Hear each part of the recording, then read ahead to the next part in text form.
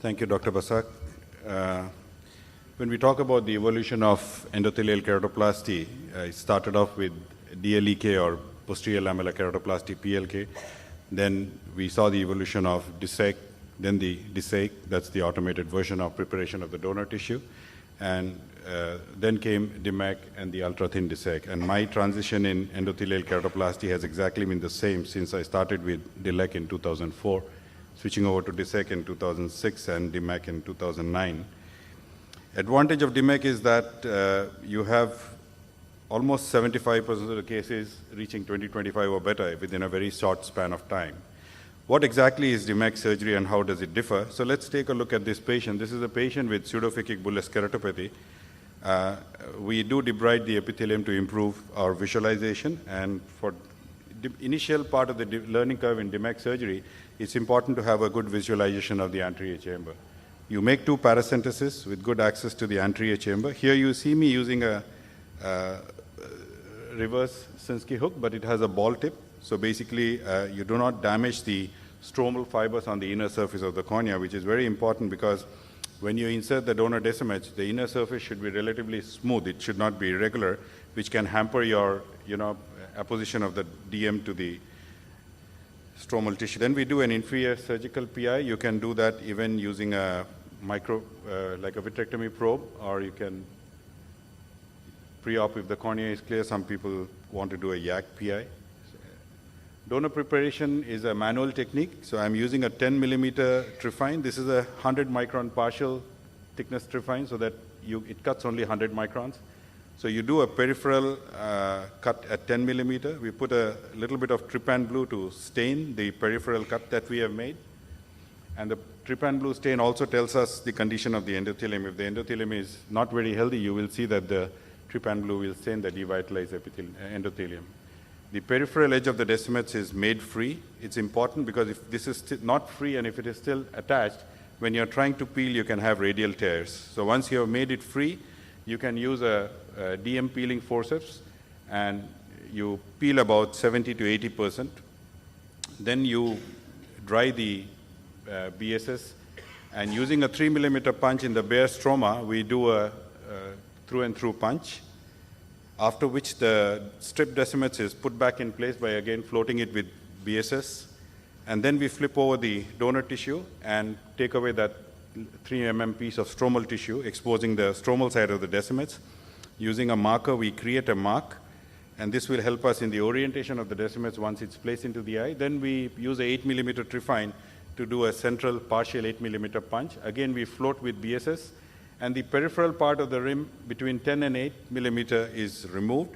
And then the central 8 millimeter of decimets the peeling is completed. It's already peeled off almost 70 to 80%, and then the remaining 20% is peeled off, and then we use trypan blue to stain the decimets. So that's the preparation of the donor. We are using 2 cotton buds to aspirate the trypan blue. If you just use one, along with the flow of the fluid, the decimets will also run away towards your, the cotton bud. Now, using an injector system, which is again a fluid-based injector system, that's a cartridge which is attached to a 5cc syringe. You can see the decimets is flushed into the anterior chamber, and that can go through a 3 millimeter incision. Before we manipulate the donor DM, we secure the wound and keep the chamber a little shallow. And as you tap the surface, you can see that the 2 peripheral, folded areas of the decimets open up.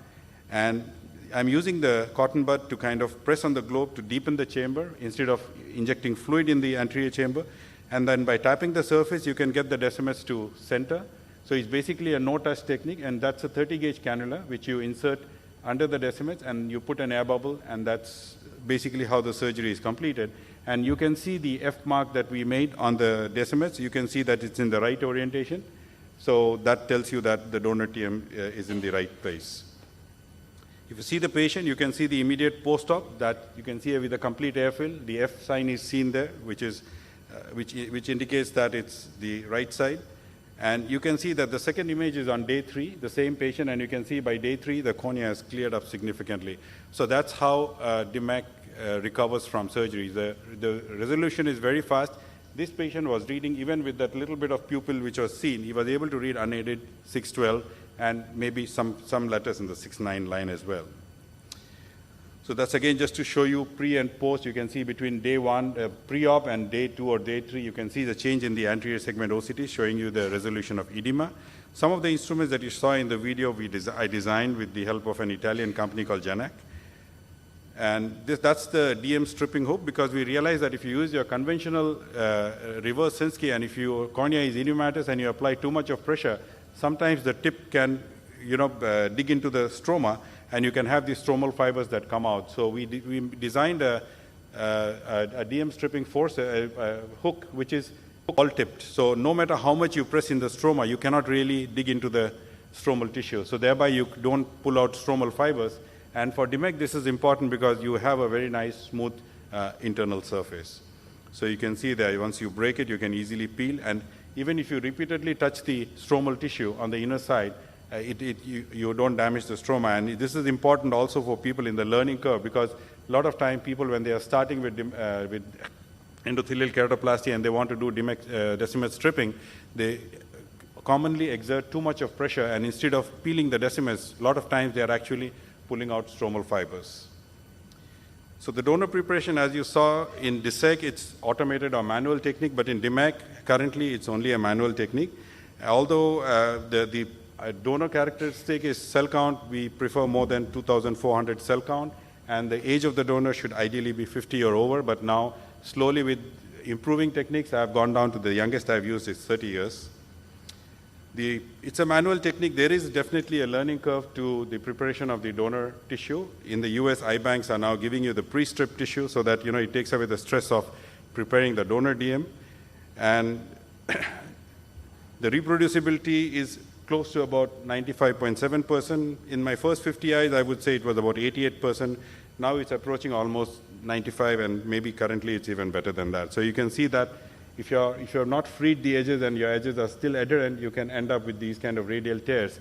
And if these happen in your initial cases, this can be very discouraging. And if you try using a younger donor tissue, sometimes the younger donor tissue will roll up into a very tight scroll. And this, if you inject into the eye, you will spend a lot of time trying to unfold it, and it doesn't unfold.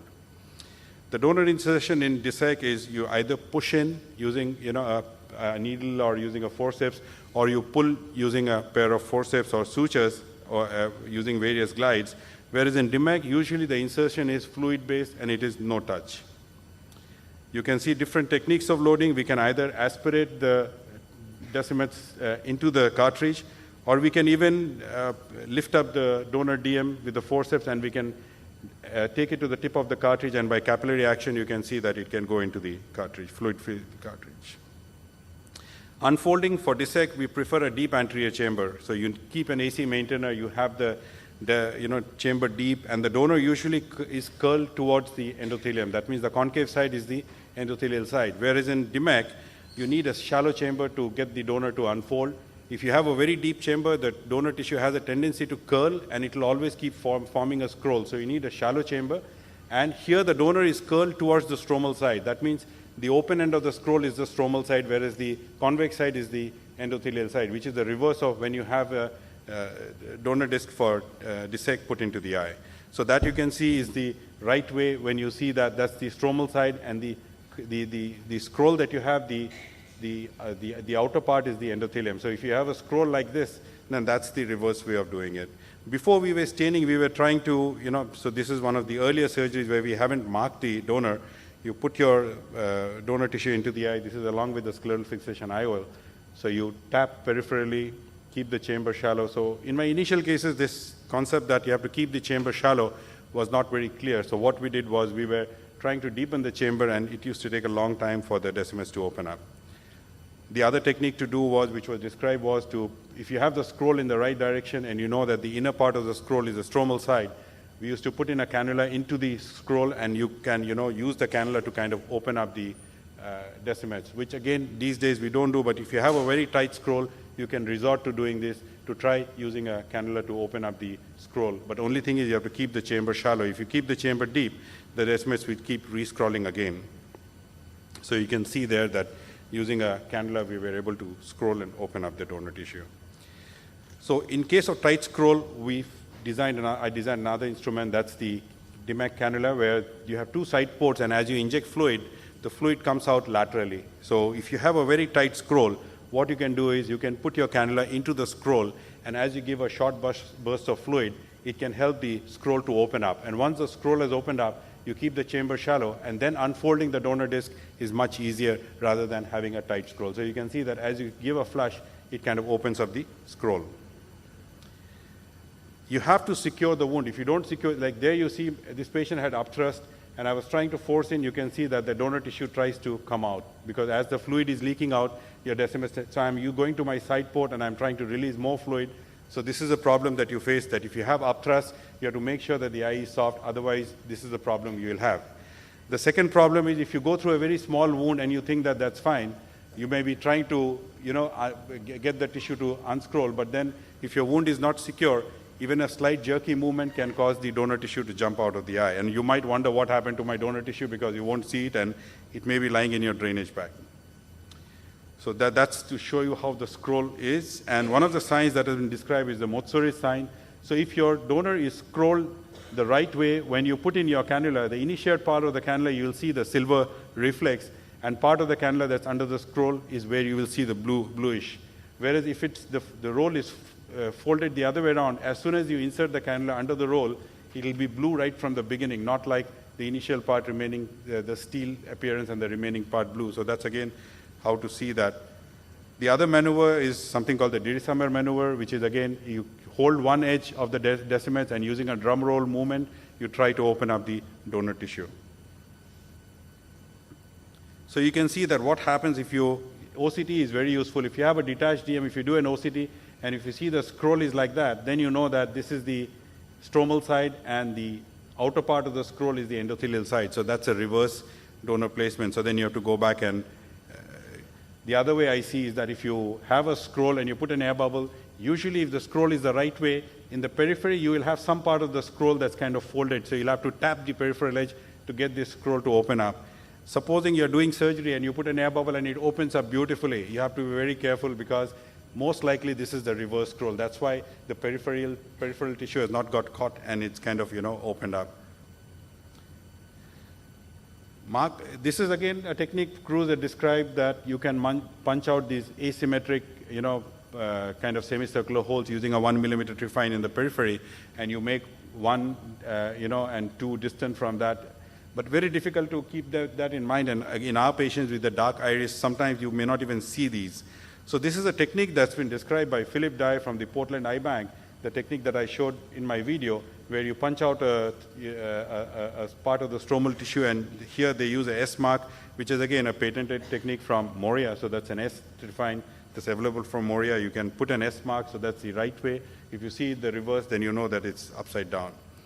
Why you need the mark is sometimes, like this is a surgery, I was doing a live surgery in Baroda, and they gave me a tissue from an 80-year-old donor. By the time I put my donor and I was securing my wound, you can see that my donor has opened up. So there is no peripheral edge that's scrolling up. So I had a tough time deciding as to whether it was the right side or the wrong. So basically, the other part is air bubble in dissect, as Dr. Basak showed, that you do a complete fill for 10-15 minutes, and then you can reduce the size of the bubble to fill about 70%, and that's enough.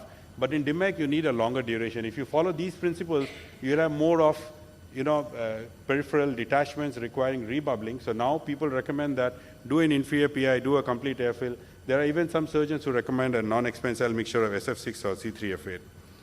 So if I remove the air quickly, a lot of times the rebubbling rate becomes very high. So that's just to show you some of the post-op. These are again at 1 month.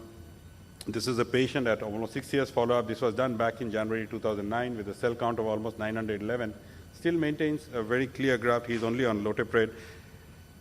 That's a phakic patient whom I did a scleral fixated IOL, and then I ventured out to do a Damac, and he has a good cell count, improving up to 612. That's again a dissect patient done 9 years back. He has a cell count of about 1100, 6 vision. So when you see this patient, you really wonder, why do you need to go to Damac? Why learn another surgery when you're already comfortable with this technique? This patient came back recently for follow-up. So the left eye, I done a dissect in 2008. The right eye, I did a Damac in 2010. And he came last week for follow-up, and you can see cell count is almost comparable in both the eyes. He sees 6.6 in both the eyes, but when I ask him which eye, he says that, somehow the right eye vision seems to be better than the left eye. So there are a lot of studies where they look at fellow eye comparison. That means one eye has had a DSEC and one eye has had a Damac. So they found that in the Damac eyes, there is no hyperopic shift. And they say that if you're combining with the cataract surgery, that's something to do with the posterior curvature, because in Damac, the posterior curvature does not change. Looking at the one eye fellow eye Damac and one eye DSEC, you look at the cell count in both the groups is almost the same. And if you look at the visual recovery, you will find that compared to DSEC, what you have here, Damac eyes are definitely much better. Almost 77% or 20-25 or better, whereas compared to 23% in DSEC. Combined with triple surgery, that means whether Damac is safe to do with phacoemulsification intraocular lens implantation. This study found that by doing a combined cataract surgery, you do not, reduce the success rates of Damac. And this is very important. This is a paper by Frank Price looking at the rejection rate, comparing rejection rate between PK, DSEC, and Damac. The 1 and 2 years Kaplan-Meier survival analysis, they showed that the rejection episode, both at 1 and 2 years, was only 1% for Damac, 8 and 12% for DSEC, 14 and 18% of Damac. So basically, Damac had a 15 times lower risk of rejection compared to DSEC, as compared to 15 times lesser than DSEC and 20 times lesser than PKP. So that's basically to show that the results of Damac are reproducible. More number of patients achieve 20/40 or better. Rebubbling rates are going down ever since we have started doing the inferior PI. It's an evolving technique, faster visual recovery, better quality of vision. I would say the best option for endothelial keratoplasty because no refractive shift, reduced risk of endothelial rejection, and we have seen now that with the current techniques, the endothelial cell loss is quite similar to existing techniques of DSEC. Thank you for your patience here.